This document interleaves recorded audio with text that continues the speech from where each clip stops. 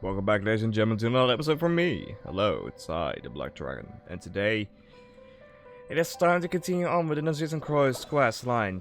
To be precise, we're doing Search in the LGC. Here we go.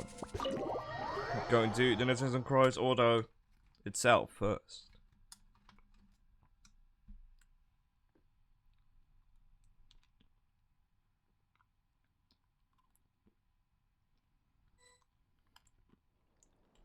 And everyone's here.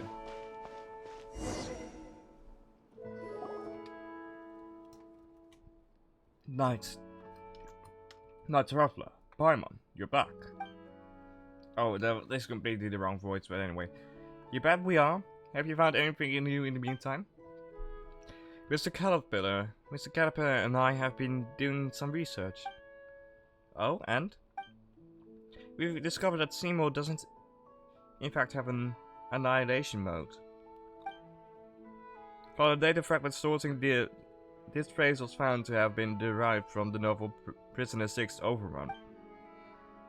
In the book, the World Organization lost a mass annihilation agent to hunt the Chimera down. Wait, that stuff is not important at all. Apart from using our free time to go and investigate, we also read through the books collected here one more time. You couldn't make heads or tails of them at first, and even now, while they certainly are well written, I don't know whose handwriting it is, or what scribe or copyist was hired, but the penmanship is clear and clearly beautiful. A master of calligraphy, if I ever saw one. Hey, you were talking about the handwriting, Paimon got a bad feeling about this already. Did you not find anything during this time then? Hey, alright, sorry, I shan't just any further. I shan't just. As you know, we told you all that we found the last time without holding anything back. But I fear that this time there are some clues hidden in details that we must rely on chance to reveal. Reveal the meaning, you mean? Indeed. For example, if no further revelations concerning a murder emerge, then the blood on Pacing will always remain a red smear. Then, what would this chance be, Caterpillar? Well, why don't we do a quick recap of everything we've discovered? Let's make some deductions regarding what happened in the past that might give us the opportunity to fill in some gaps that can help us support or refute our views. That's a good idea. I've almost felt like there's so much about this that's familiar, but I can't recall anything about it. There's if I can't give a continuous account of the results that I have sorted. Silly dog. Didn't you only recover your creator's name after talking to us about the matter? Negative. I merely matched similar sounds during set interaction. There was no data loss involved. However, I must append that I, too, find that keyword searches make searching for entries more efficient. So what do we want to discuss? Well, for a bit of warm-up, or a teaser if you would, you may be referring to a healer. Yes, that's exactly what I mean, so let's start off with our deduction with something simple. What is the Marianne in the Anapausis exactly? Huh? That Marianne holds the greatest secret of all. I'm sure you can see that too. Let's get ourselves some armchairs, maybe crack open a few beers. Oh wait, you can't drink yet. Caterpillar! Okay, you drink beer. Anyway, let us help you sort our findings out.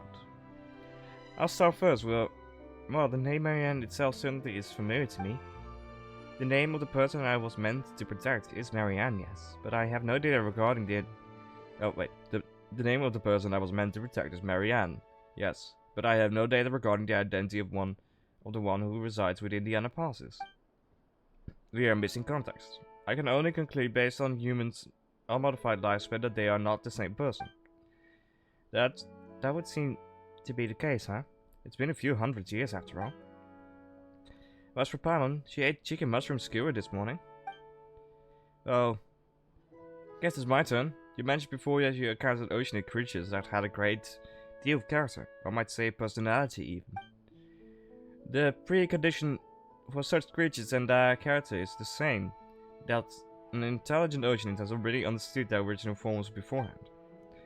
So why are you the one who willed those creatures into being, Anne? Don't you think that's kind of weird? You know, summoning familiar friends to play house with you for who knows how long and stuff. Well, I didn't do that. I actually had to get to know Petit Chow, and the others first. Well then, in that case, let's see what we can deduce from the things we already know. Then let's begin. It's already starting. The oceanic creature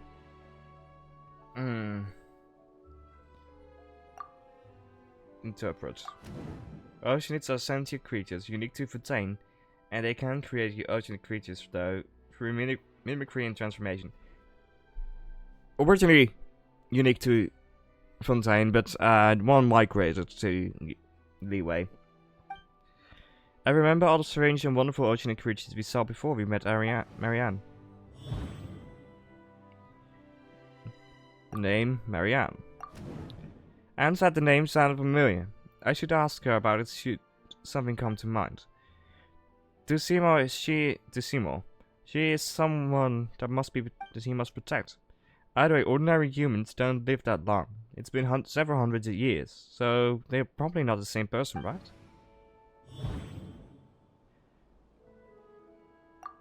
About Anne. Anne is a small oceanid. She didn't create the oceanic creatures in other passes. Speaking of, just how do oceanids reproduce again? The oceanid Anne.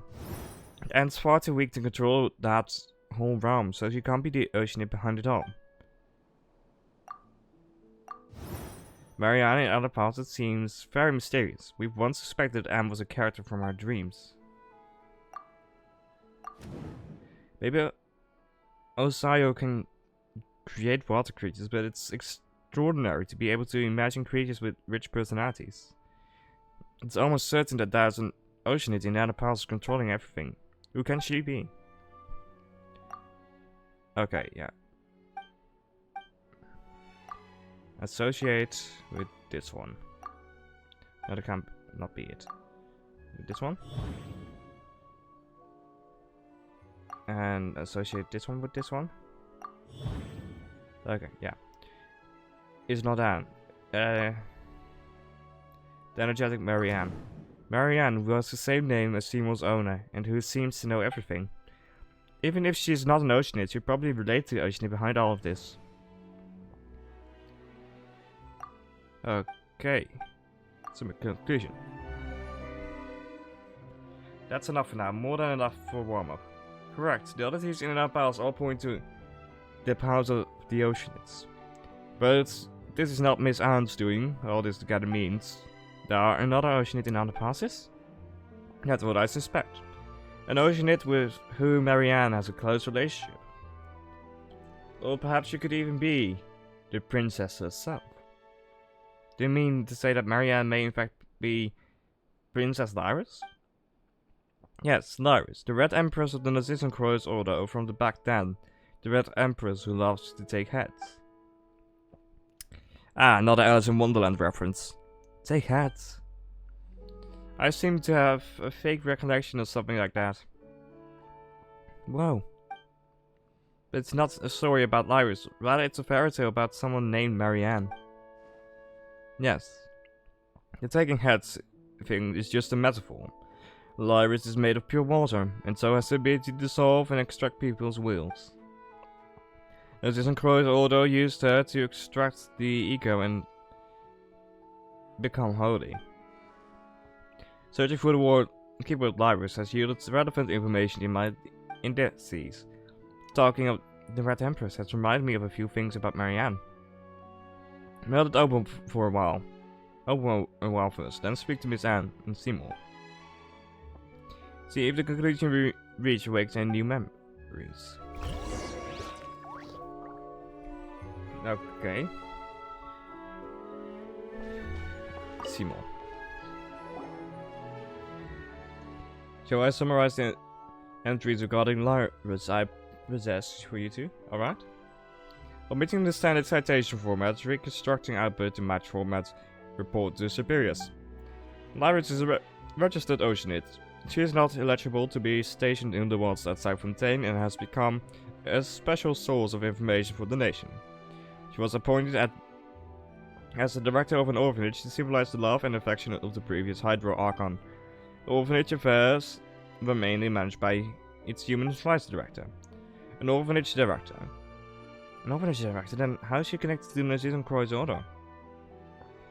As director, Lyris was very affectionate towards the children and quite devoted to them, but her intelligence among Oceanids was above low average. She wasn't very good at working out the cause and effect of things, nor could she even count. As a result, she was not qualified to perform covert investigations. Ah, sounds like a big old cat mom who can't count. Because cats can't count, so they pick up their kids one by one and keep going back until they see there aren't any kids left. Later, the orphanage was destroyed during the calamity, and official records of her stopped there. They say she failed to understand the link between the disaster, the orphans fleeing, and her own conduct. And so she wanders the ruins, drowning in guilt and expectations. I have an underwater locomotion module. Once Marianne and I dove down to the ruins of the orphanage, whose coordinates were the same as those of Anaparsis. There we found an Oceanid swing swiftly in circles. When she next appears in the records, she was a core member of the Nazism Croix Order, and the subject of a high priority arrest warrant. Oh, but she doesn't seem like a bad person. Considering that she may be connected to Anne, she must have been traced. Ah yes, there's another important piece of information worth noting. The orphanage name was the Nazism Croix Institute. The Nazism Croix... There are... Oh, Moses A. Phantom files. These are all Moses A. Phantom files that Mr. Alain Gertie recorded for testing light sensitivity while designing me. The output is via my image to text-speech module. According to eyewitness testimony regarding who I suspect to be Lyris, there shouldn't be any problems. You may have heard of this elsewhere, but it's worth mentioning again. Alan and Marianne were orphans in the care of the Nazism Croix Institute. Before the Marche hunters, Emile Guillotine took them in. Thank you, Seymour. They're mentioned, noble madame. Okay. Caterpillar. Byron feels like you've changed a lot since we met you in the Fortress of Mercury, Caterpillar. Would a 5-year-old child and a 15-year-old teenager be the same? Perhaps returning here simply reminds me of the past and who I used to be. Time is frozen in the fortress. Being locked up there for a day or 100 years, I'm afraid it makes no difference to me. Lenore is what made time flow for me. Watching her grow reminded me that time still passes, and life is still being born, shining brilliantly and then being extinguished. And so I changed as well. That said, my past self, the person I was before I met her, would certainly be more helpful to Anne and Seymour in their current situation. That's true. Don't be like that, Paimon. Just think about it. Making up stories for Lenore was nothing more than putting such ways of thinking to good use. Regardless, it has nothing to do with the current situation. You look like you still have a question, Traveler. Since we have our own suspicions about Anne and Lyra's relationship, we have topics of discussion that can be used to refute or sustain those conjectures. How do Oceanids reproduce? I'm sure you have friends more knowledgeable than I am regarding that. Perhaps you can even find scholars of natural philosophy who have dedicated the research to the question. Or you could have asked the Oceanids you know personally, but you asked me. Of course, I know what you mean. So this is your speculation? I see. Byron doesn't get it. When we exchanged information earlier, the Traveler mentioned that Anne is the person in Marianne's dreams. Or perhaps she might be a manifestation made by Marianne, an Oceanid. Oceanid? Why the repetition? Are you just trying to make it sound cuter? Apologies, perhaps my description was ill done. Still, can an oceanid create an oceanid creature version of an oceanid? Oh, that's deep. That's like asking if hard candies can be used as the filler for another hard candy. So what would you say? So what would you say to that? The question really interesting, but I'm already hungry for answers. I suppose I have to say, still, you may not realize just how deep the rabbit hole goes. So let me explain. Another Alice in Wonderland reference. Do tell. You might be confused as to why there's an oceanic creature with an personality in the underpasses. If the oceanids can create oceanic creatures, then can they create oceanid humans or oceanids? Convention dictates that it's rare for oceanids to be able to mimic a human unless the human drowns in their arms, or the oceanid has spent extensive time with the person and knows everything about them. And the oceanid in question must also have tremendous wisdom and compassion. I'm afraid perhaps only one, as powerful as Rodiak, could do it. Oh, so that means Idia must be incredibly strong. So it's rare to mimic humans, but not impossible. So it's rare to mimic humans, but it's not impossible. Now creating another oceanid, that's different. Creating humans using human knowledge can only be achieved by gods, and the same applies to oceanids. Creating oceanids usually should be impossible, in this world at least. Unless this human or oceanid has already placed themselves above their own kind and attempted such insanity. You mean they thought they had become a god? That's right. Followers blindly believe in their leaders, who in turn blindly believe in themselves, giving rise to delirium and delusion. I can do what a god can do. Their deeds are not that great after all. A powerful belief is also a powerful will, and magic is a skill that molds reality to your will. Perhaps that the descent of hypothesis makes more sense. Perhaps. It's possible and quite unspendable too. If nothing else, the libraries I know doesn't have the kind of intelligence, nor would she be this crazy. I have some less mainstream idea about how oceanids reproduce, but they are not important, and we can discuss them later.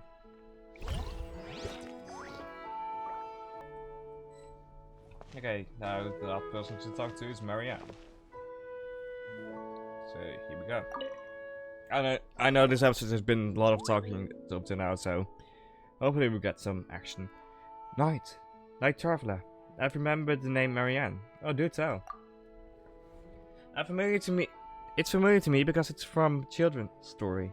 The same one that the Red Empress comes from.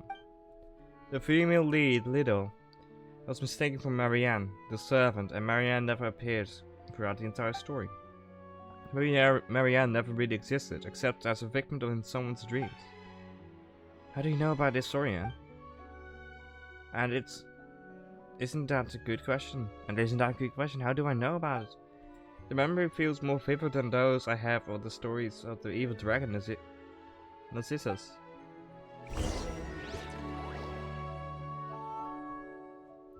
Now let's reorganize the information that everyone just recalled. This might take quite some time and might be somewhat hard on the throat. I'm ready.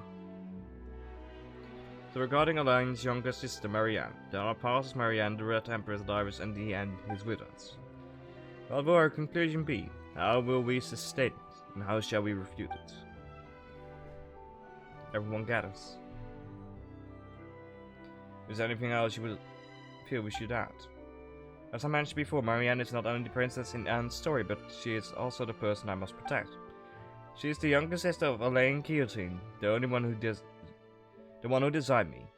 4AC for VOS7. As for matters concerning me, I suppose you already know all about them, Night Traveler. Speaking of which, didn't we also hear all sorts of stuff when we were in Alinas? Seymour was also damaged during that time. How did it go? Did you think of anything? About the damage to Seymour and Alinas. That's right, Seymour was damaged inside Alinas and I remember had been taking care of him. To my shame, yes. Though I do not have such emotions, you can see it as having lowered my assessment of myself. And according to Agnes, the battle that occurs within this body ended quite terribly. Evidently, that was the battle that damaged you, and it was an incredible, fierce one. But considering that you were damaged, then your master might have been.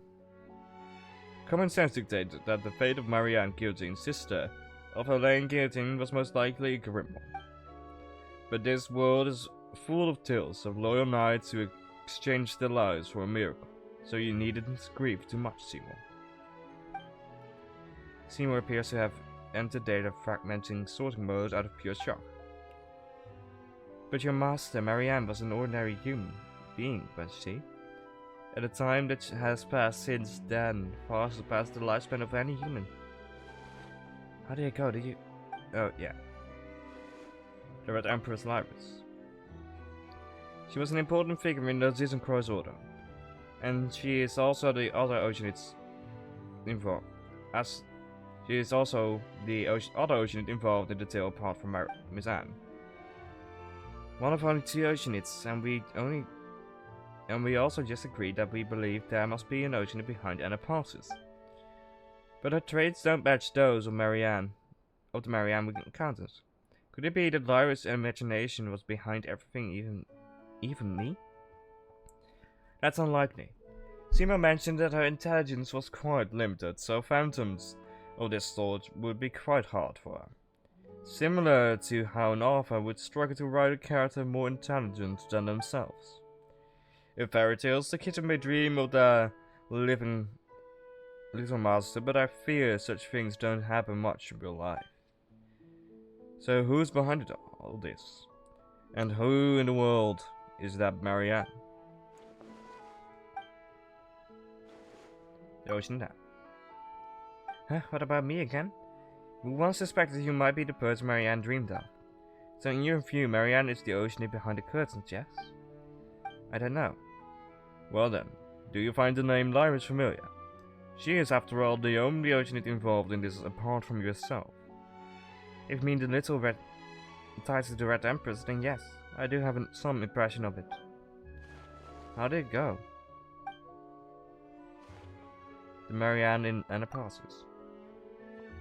That makes her our prime suspect then. To be honest, when were you using the process of elimination, you actually already guessed as much long ago. I didn't want to disrespect Anne, it's thought. You're right, but you do already have a version of the story in your heart. Your own interpretation, yes? If that's the case, then we should go find that Marianne and see for ourselves. Perhaps permit me to change the topic for a moment. Doesn't this mean that I shall no longer be able to fulfill my orders to protect Marianne? We've worked out this much, and that's the only bit you care about? It may be cruel, but from the moment we discovered that guillotine siblings were from centuries ago, it's probably inevitable. Correction. So the conclusion would be that it was incompetence that exposed Marianne to danger. Do not blame yourself. You have fought to that point of destruction. You've done your part. There's no need to be pessimistic either. Though this is not a thing to say to a machine. Yeah. It's like pouring Fontain into the sink and then saying, "Sink, you'll get fat if you keep drinking like this." Oh. Oh, for a C-F-E-O Saturn. I can't believe you remember that. Was it Mr. Caterpillar? But I used my official designation. We may not have reached any conclusions, but we now know what to do next. Look, there is a Marianne in our passes too, and she also has close links to the Nuisance Cross Order. My long-term memory module confirms this. As such, there is no need to restore your logic module to factory settings. Yet. Let's take a step back. We can still go and find this Marianne. Thank you for the logical troubleshooting and emotional adaptive maintenance. I think what you said makes sense. It's not yet time to admit defeat and restore myself to my initial settings in order to take on a new mission.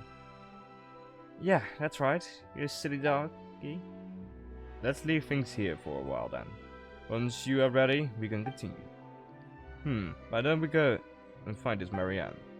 Let's solve that mystery before tackling Lucius and Chloe's auto issue.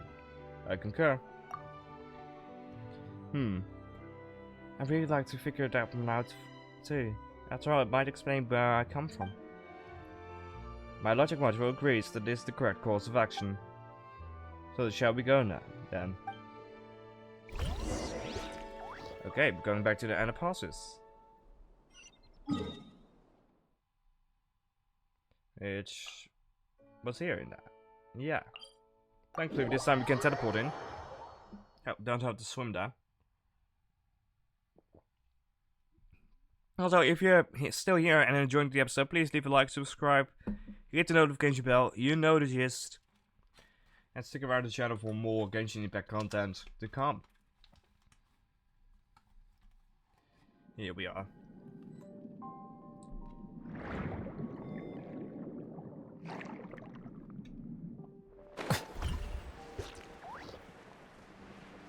Yep, that's the ocean. It must be.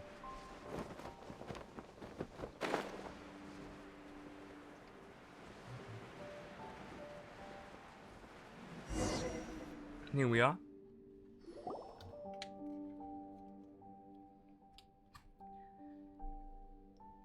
We're back again. This time, I must Marianne. That's the spirit, Miss Anne. In truth, I was confessed to being somewhat jealous of you. You still hold out hope of recovering your past. I've been searching for centuries, but I haven't found a thing. So please, do your best for this old caterpillar's part as well, right? Figure you're passed out and come to accept your present self. Yep, I will.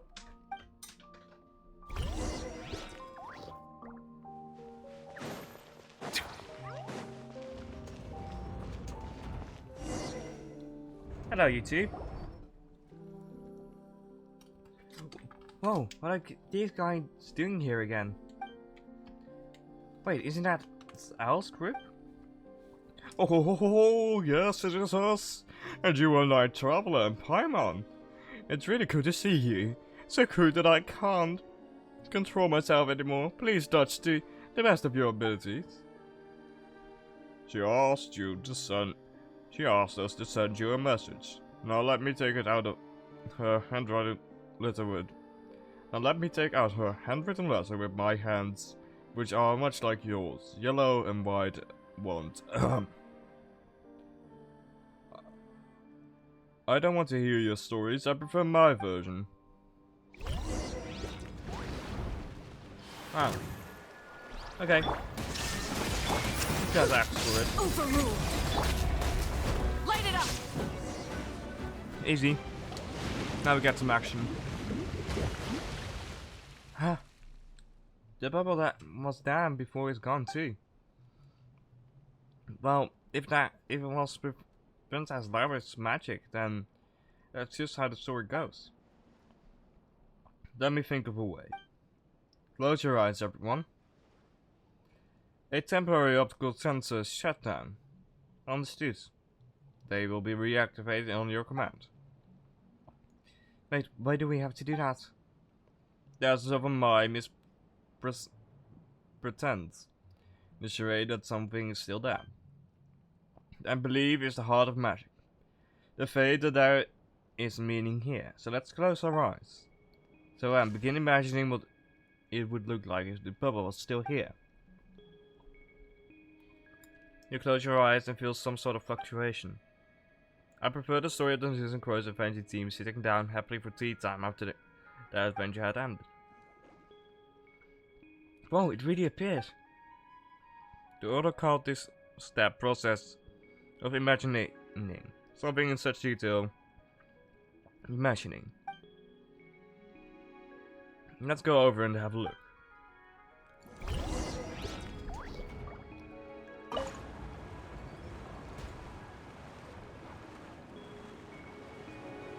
Here we go. Going up. Once more. It really has been a while since I've been here. I can check in a moment, but it's been at least almost a year. If not two. Is this the entrance that disappeared this time? Is it the entrance that disappeared this time? I just looked it up and it turns out that the episode in which we went here previously was on the 23rd of September 2023. So that's a real long time ago. It's the entrance that disappeared this time. And do you know how to make it? Do you know to make this portal, can you do the imagining thing on it? Alright, let's give it a try. Okay, do it again. You close your eyes and lonesome silence comes over you. But everyone's left. They won't come back no matter how long I wait. I can't, it seems... Wait, why? How are we supposed to see Marianne then? I suspect that it is because the portal has lost meaning and thus cannot be recreated. But what you told me before the entrance that was once placed here led to a story that had yet to be written. Now that she had said everything she wanted to, the story no longer has any meaning. Marianne is rejecting our answer, and that is why the way is shut in. Shut. Does it mean we're going to return empty-handed? It does seem so. I wouldn't say we're completely out of luck. Did you notice something we didn't then, Night Traveler? I mean, something while I was imagining. And did hear something, okay, so you can hear it too. Would that be Marianne's real thoughts? What did you two hear? Ah, I best not discuss personal secrets here.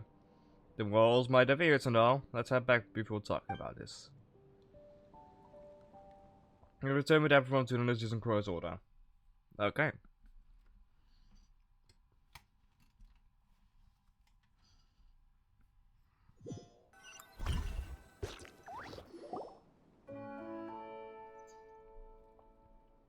So, could you tell us what you heard? Perhaps a Hidden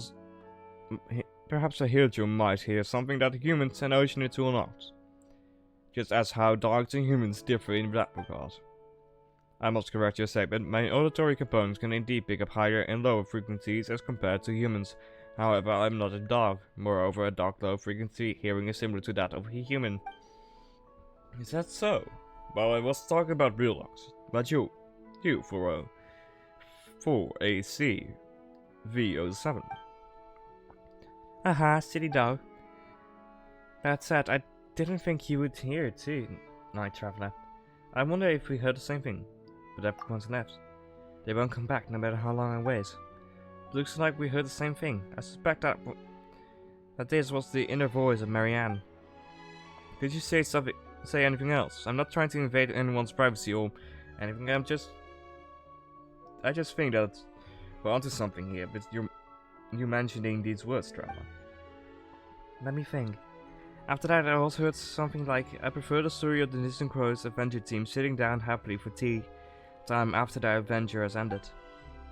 And then, I don't want to hear your stories, I prefer my own version. Have you noticed anything off about this, Traveler? Please state your case. Let's think our own thoughts first. Perhaps we really might be able to come to some conclusions. Okay, back to this. And we need to talk to Caterpillar alone. You don't seem to want to link the two of them together. Neither elimination nor enumeration is very fair to Anne. What a coincidence. I happen to agree. But I have some other thoughts I had to share too. Though they may have nothing to do with the next step in our reasoning. Are you willing to listen? I'm listening.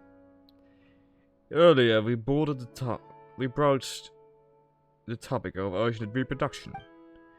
It's a huge taboo for oceanids to mimic and transform into one of their own kind. Just as it's for humans to create humans. But you see, humans can create humans through love. Go pursue eternity, not through mystery, but love.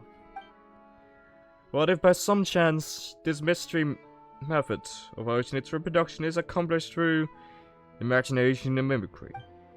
Perhaps their regrets or remorse give birth to a thought, and as they imagine the path that could have been taken, a new oceanid is born. That's a very interesting idea. We will never know. After all, it's a secret passed down amongst oceanids only. In any case, we'll begin once you're ready. Let's begin. Then let's begin.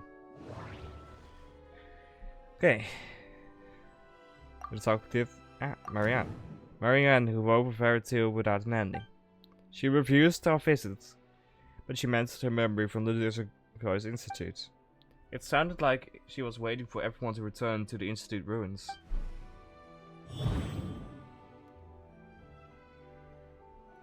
The Red Empress Laris. A member of the Desert Cross Order from several hundred years ago.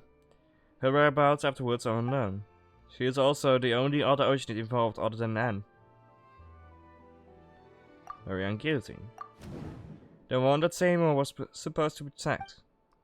Something happened in Elias, resulting in Seymour's damage and her disappearance. Where she is and what is her relationship with Marianne? Yeah, one we can just ignore. The only person who grew up in the Narcissus Cross Institute and has a matching background is Marianne Guillotine. Marianne has Marianne Guillotine's memories. The Red Empress Lyras. Oh. The memories of waiting in the ruins. Okay. Marianne, is that younger sister? Wait, and interpret this one first. The person who once waited within the deserted ruins where everyone returned was Lyras, the former director. Director Lyras' memories. Marianne has Lyras' memories. Associated with Red Empress. Marianne is Lyras.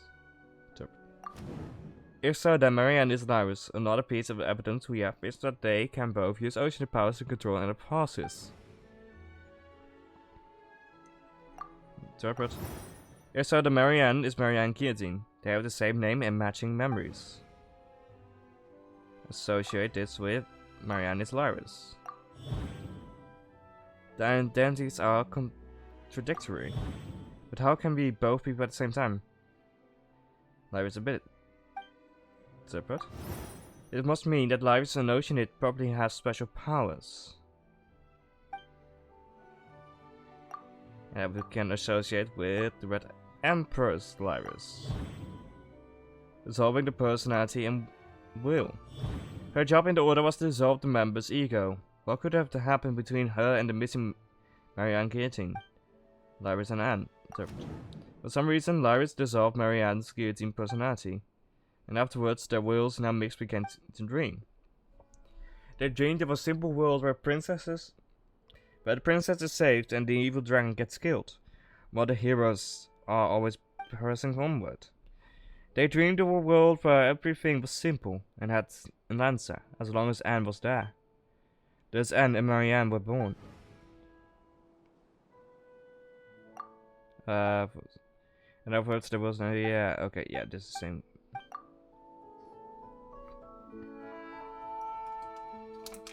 We put the pieces of the case that were floating all over the LGC back together.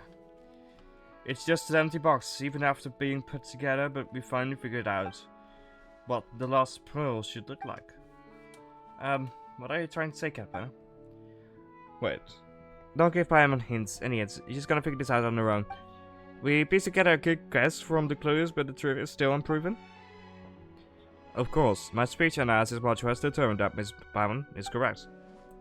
Actually, I meant that we may never know the truth, but I'm afraid we have no choice but to accept this conjecture. The Night Traveler. Is this the secret of my birth? I'm afraid I can't accept something like this right away. I understand, Miss Anne. It's a shock effect and it will require you to accept yourself again. But I don't think it should be that difficult to do so. After all, knowing your past does not require abandoning everything about the present. I do not understand the specific context of this discussion, but I would like to add that I do not believe I am different from how I was before suffering this damage. Even though you insist on addressing me as a city dog, my identification number is still 4ACV07. Come on, it's not that serious. I promised, Night Traveler, that I would accept this conclusion as long as it's reasonable. Then I have a suggestion. Wanda will resolve Miss Anne's quandaries and put a stop to Narcissus Crow's plans. Narcissus. Oh, Paimon remembers now. You mentioned him before, Caterpillar. Just who is he, huh? Well, simply put, he's the leader of the Narcissus Crow's order. Well, sounds like he's got an impressive resume. But isn't that Narcissus Crow's order always up to no good? Wouldn't that make him the nastiest of the lot? Of course, during my time with my master, creator, and the other Mose hunters, we devoted most of our time to hunting the order down. Oh, that's Seymour. As I said before, the goal of every Eliness operation was to capture or eliminate the Citizen Crows as well. However, my memory does not contain any intelligence regarding his involvement. That's a given. Looking back at it now, he was merely among us, as bait. And I wasn't the only one. It was the same for Jacob, Lyris, and many others in the Order. I'm afraid the Eliness operation was probably never more than a red herring. With the goal of leading you and Guillotine away to buy him more time to execute his true plans. Remember the Doomsday Clock I mentioned?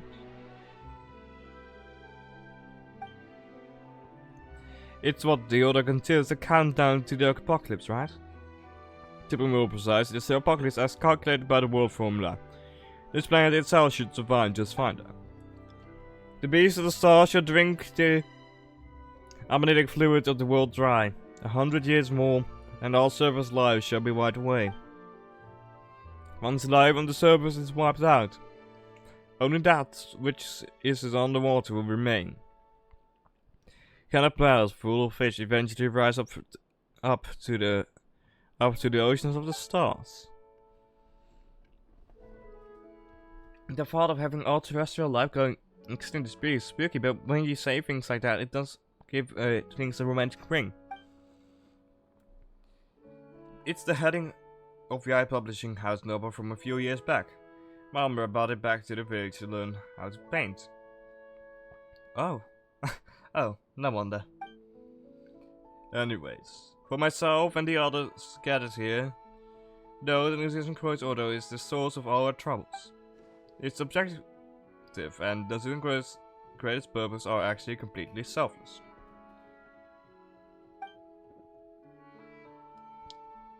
He only took the actions he did because he calculated the coming of the apocalypse. He wished to save the world. So is the world really on the verge of destruction? I believe this to be a pathological delusion caused by paranoia. Were the apocalypse real, would you be able to forgive Narcissus Crows? No. It's a bit too early to consider such things. You have yet to understand what happened to Yuan. And as for you, Seymour, your hostility is a result of your programming and duties it imposes. I suppose we must find the Holy Blade on the Narcissus Crows. The Holy Blade on the Narcissus Crows?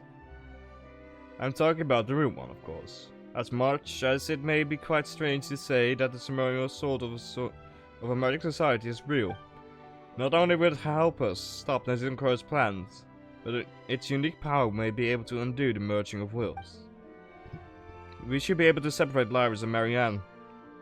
And now, Marianne, you can defeat the evil dragon Narcissus and rescue Princess Lyris. Regardless, let's get moving first. That's the spirit. It might take some time to explain, so let's move out first and I'll explain when we get there. And get that we will in the next episode, because this one is already quite long. I know it's been a whole lot of talking, but I can't really do much about that. Anyway, with that, ladies and gentlemen, I hope you all enjoyed this episode. If you're still here, please leave a like, subscribe, and stick around the channel for more Genshin Impact content to come. Anyways, with